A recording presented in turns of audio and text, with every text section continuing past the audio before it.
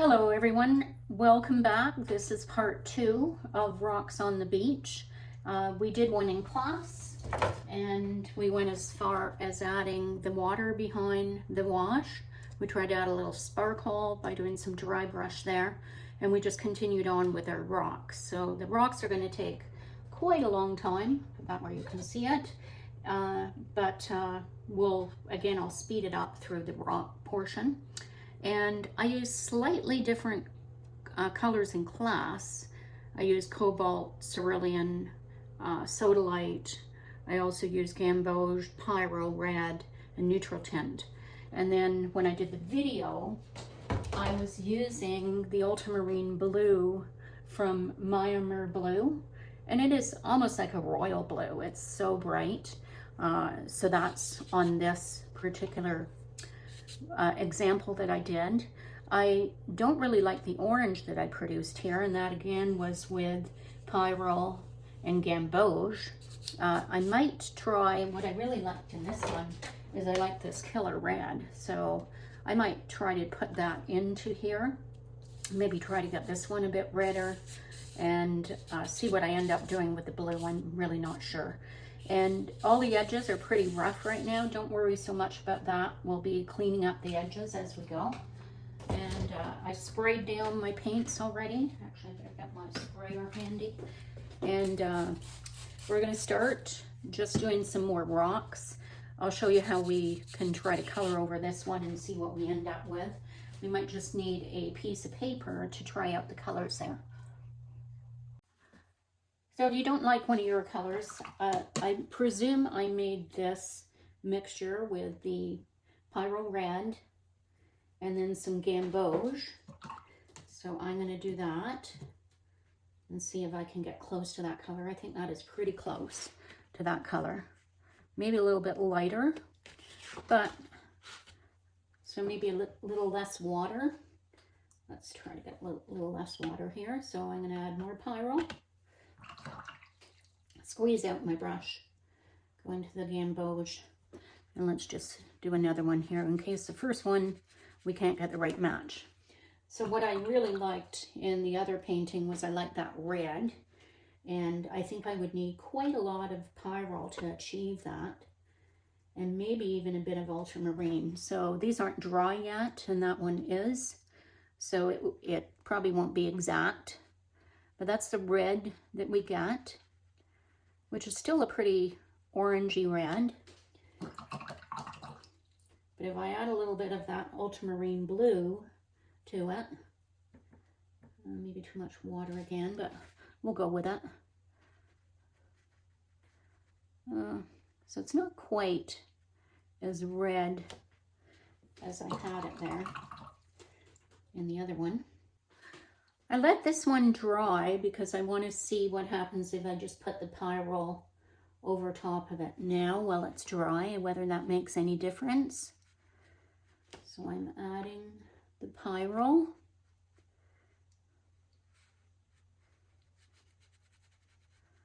Okay, I'm going to add a little bit more because maybe that was a very strong version of Pyro. And then I'm going to go back in with that blue. So I'm basically mixing the color on the paper. So my blue needs to be a little bit thicker because you'll notice it was kind of picking up the Pyro that was already there. This might not be the right mixing brush. Okay, I like what it's doing there. Not a huge difference between the two.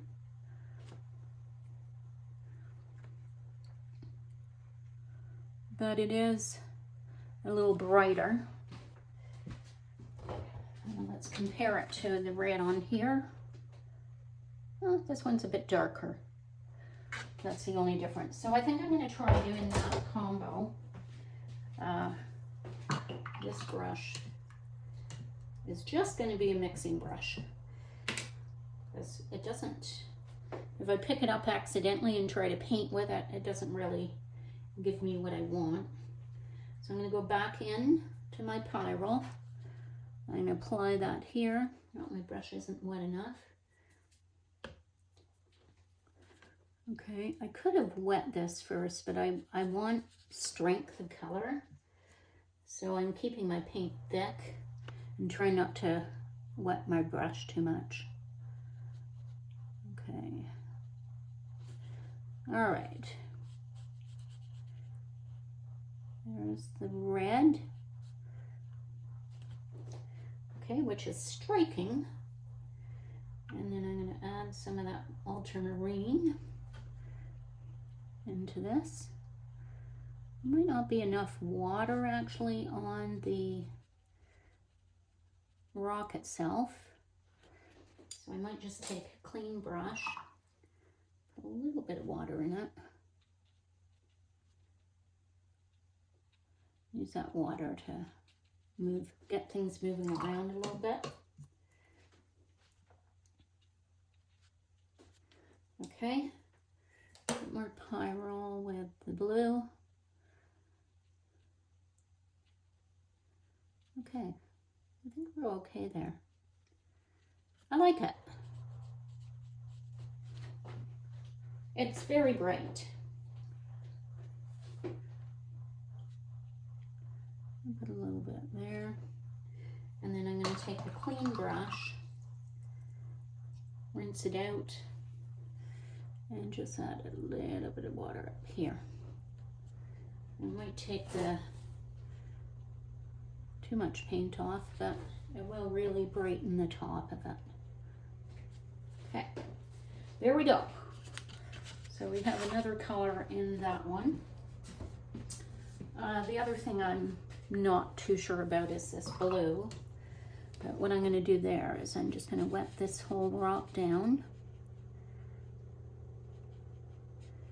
And I think what I'll do is add some pyrrole to it. It will turn it into more of a maroon color. So to me it just looks a little too, I don't know, not a true color that you would see.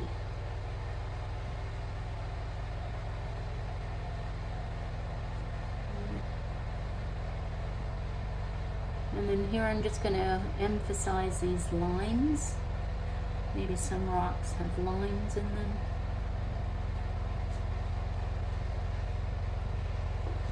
I have these running from here. Something like that. That's a bit better, I think. And then I could add, leave my cloth. I could add a little bit more of that blue to make some real lines here. Not bad. Better than it was. And then I'm going to do that down here too. Just going to put some blue in. And then I'm going to put some water in. And let that do its stuff. Okay. I like that better. The blue is much better. Okay. So I'm going to continue on. I'll just speed it up and we'll run through all of the different painting processes. Sorry, my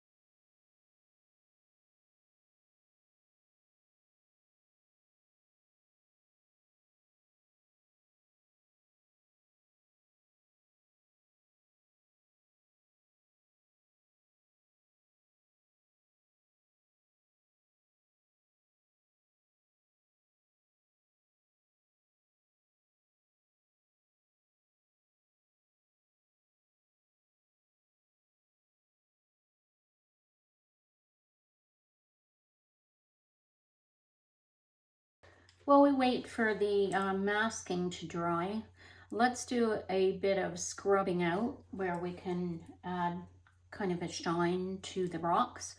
So I have my trusty scrubbers. This one's somewhat soft. And then I have a really hard one if I really got to scrub out things. And then I have a very soft one.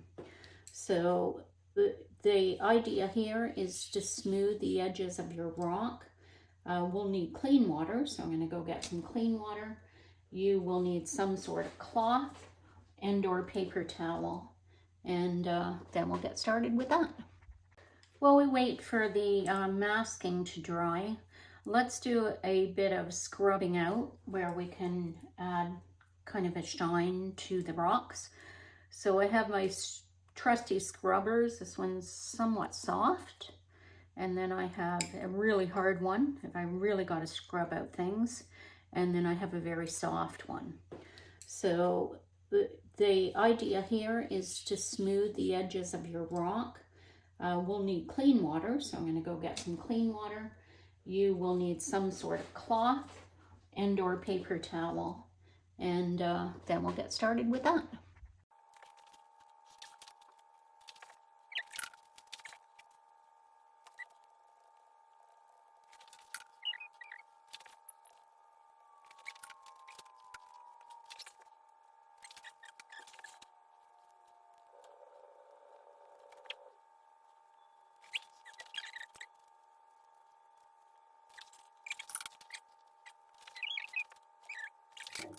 I decided to add some masking to the focal rock in order to see if that would make it stand out more.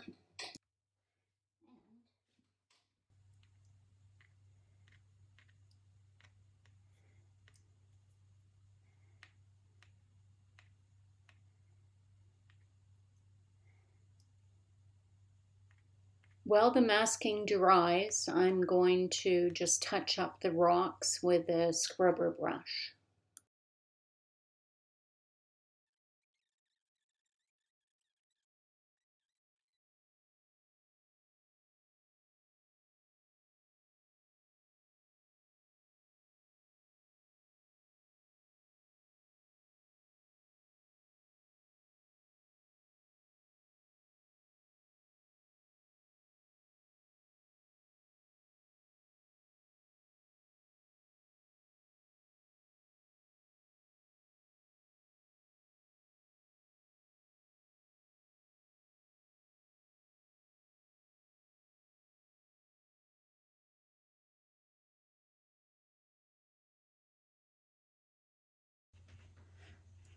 Okay, and then I'm going to add the ultramarine.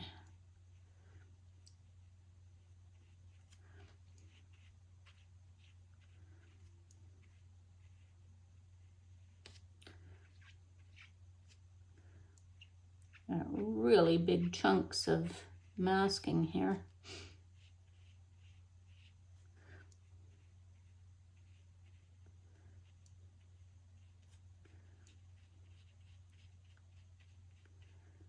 Okay, that's good. Oop. It's hard to go over the masking chunks because they're so big. Might need a little bit of repair on this one after we're done here, but okay, so we got that all in. The dots here, it doesn't matter actually if you don't fill this completely because it's still going to look like water droplets. Okay, and then it's ultramarine.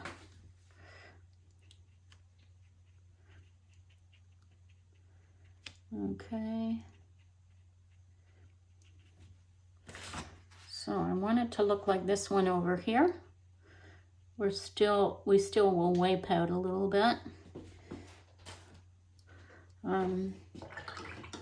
The ultramarine's not really moving around, so I'm going to add a little bit more watery mixture of the ultramarine and see if I can get things flowing a bit more here.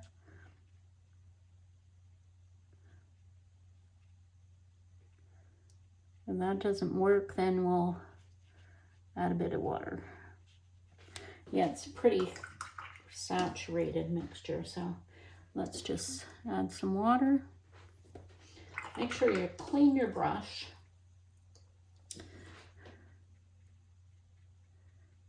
Okay, that should do the trick. Something there. This is just a really watery mixture of pyrrole here. So, does that stand out? Yes, it does. That's what I wanted to do. So we only have 2 red rocks. We have one there and one there. I guess it's balanced. This one.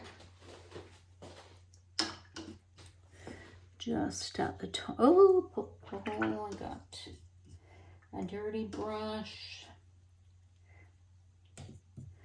I just want to add a little bit more red onto this one so it looks red as well, but not quite as red as the other ones.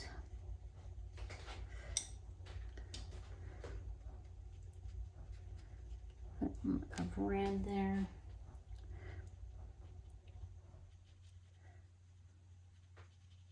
Just to balance the color.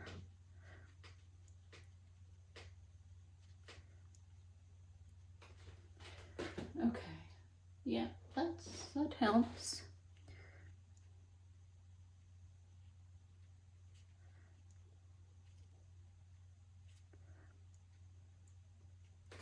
Okay, not bad. I can take out a little bit of that. Okay, great.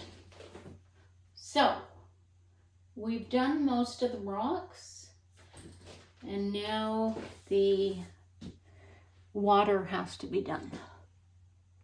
We're going to do our background here. I don't want it completely soaked. Let me move this, it's not in the camera. So I'm going to use spray. The issue with spray is it's not always even. But I find if you put your head down and look at where it's going, it sometimes works. I'm at the level of the paper and I don't want a soaking spot. Now what we need to mix here, it does help to spray your palette first, and then you've got to put enough paint in there based on the puddle you just made. So it kind of forces you to make a bigger puddle. If I look at the diagram, oops, the back is got some light in it, which is the cerulean, and then it's got some darker. So I'm probably going to use sodalite for that. And then we also want to tip our paper so that when we apply the paint, oh, I'm not going to use this brush, I'm going to use a different brush. So I'm going to make sure my brush is wet. I'm going to pick up a bit more cerulean because I want to make sure that I got enough in this brush. And I want a fairly strong mixture. So in order to do this, I'm just going to move this down a little bit. So we've got enough paint on our brush. We've sprayed our paper lightly. I might just give it another spritz. There we go. Okay.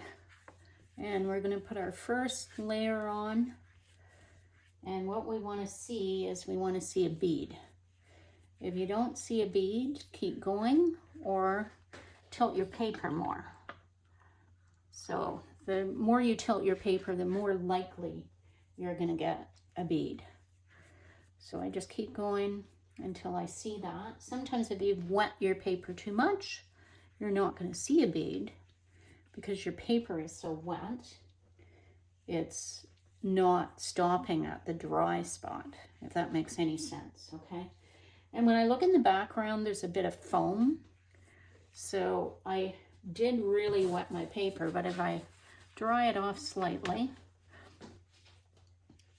and then I go really fast, I can create some dry brush effects. So I'm just doing that so it looks like foam in the background.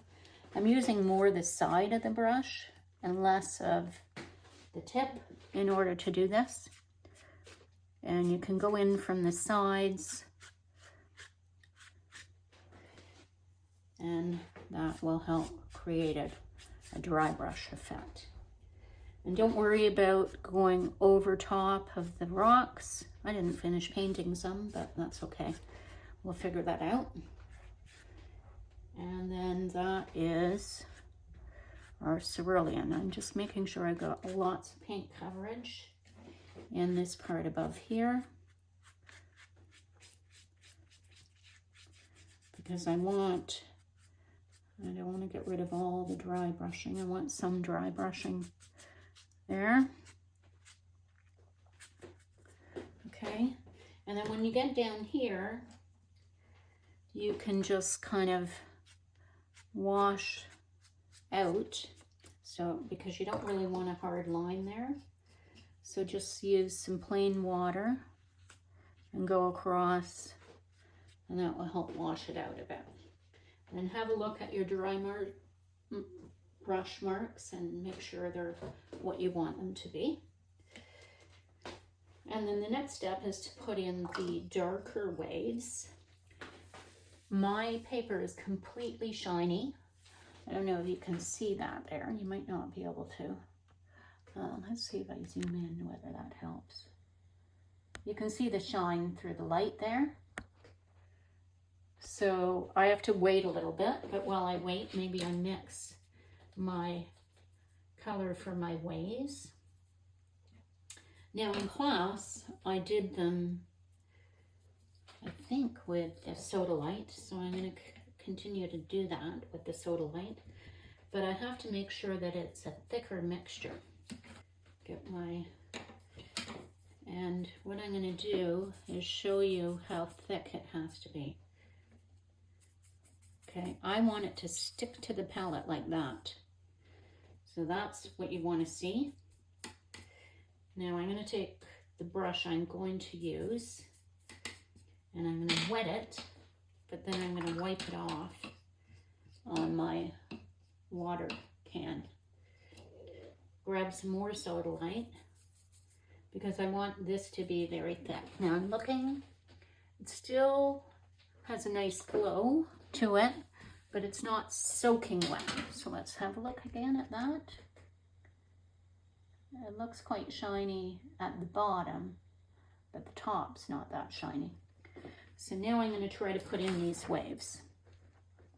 Let's start right here. What I want is I want some soft, I want it to flow out softly, and I don't want it too wet. To me, it's not bad at this stage. And then I'm just going to do lines. You can actually go up and down with your brush if you want. And we want them to bloom out, but we don't want them to totally bloom out. I think it was Lori was asking me, you know, how to get them to look more like waves. Well, you can do this too. So that helps a little bit to just kind of brush out some of it like that. Okay, some of it is a little dark to me, but I don't want to mix a new color, and it will dry quite a bit lighter. I definitely want some of that dark around where my where the masking is. Okay, so I'm kind of going like this, because although we did this in class kind of a different way, it wasn't, it looked like this more. But we're going to continue on with this and see how it works. Now, some of these at the back are very dark,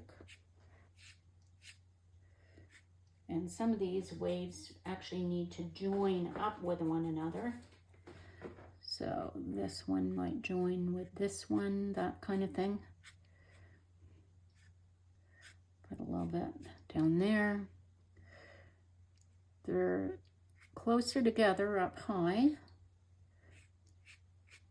And I wipe it off on my cloth, and then especially these ones at the back, I'm going to wipe out a little bit. So I want some wider parts in between the waves. Okay, so I'm going like this. Okay. Oh, getting there.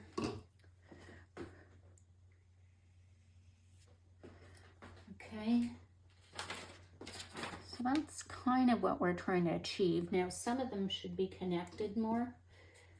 So I'm just going to do the same thing. I'm going to go in to some paint and try to see if I can connect some of these. Oh, you know what I did? I didn't mean to do that. I wanted to add, you know what it is? They're two spaced alike. I wanted to add my soda light. Okay, so we want them to be different here and there. They look too close. They're not random enough.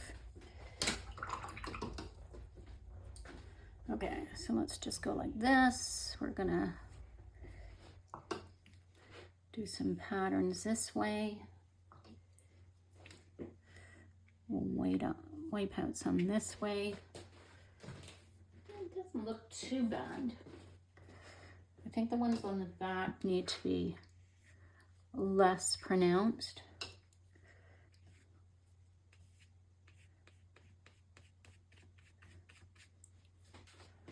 Oh, I think we're getting there. The good news is once we add all the textures into this, it's going to look pretty good. Okay, so there was definitely less white there. And then these were smaller. I guess there was a little bit more smaller ones and some going off at different angles too. So that's the other thing. They're not all totally at the same angles. So I'm doing a bit of dry brushing, bit of texture. I'm gonna do some more wiping out. Try that. I think it's part of the issue here is my paper is rough. So it may not be doing exactly what your paper would be doing. Your paper might be wiping out better than mine.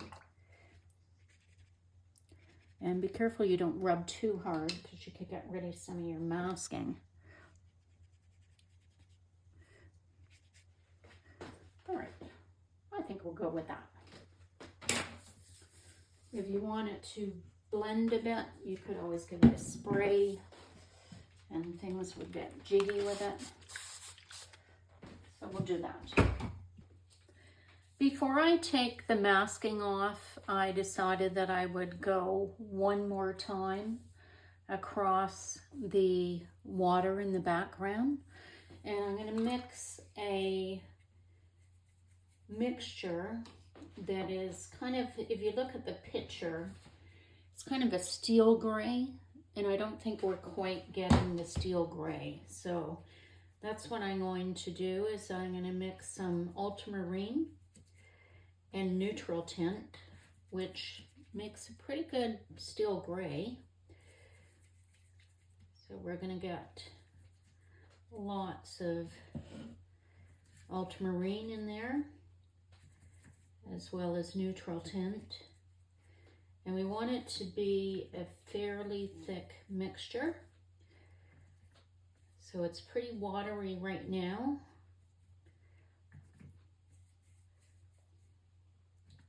I'm going to keep going until I've got a thick mixture. And there's no danger of running out of paint. So I'm waiting for that point where it actually kind of drains some of this off this brush. It holds a lot of water, that brush. And I've got an extra hair sticking here that I can take out. So I'm going to mix ultramarine and neutral tint. And I need enough water in this brush, but I also need a really thick mixture. So it's always a challenge trying to get this in. I think that might do it. And it is a steel blue. So now I'm going to add that on to the paper. I'm going to give the paper a little squirt,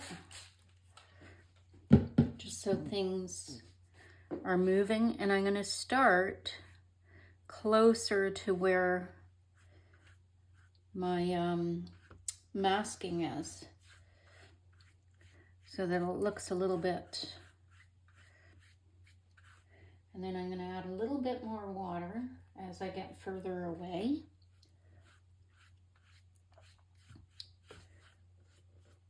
I'm trying to kind of stay away from these really white marks and continue to do some dry brushing here and there. So I think that's better than it was, actually. I just move this off a bit. And once again, I'm going to give a little squirt. Okay. And just seeing some spots here that I want to put some dark in as well, so that they come through. And that's about it. So it's much darker than it was. It's quite a bit bluer than it was as well.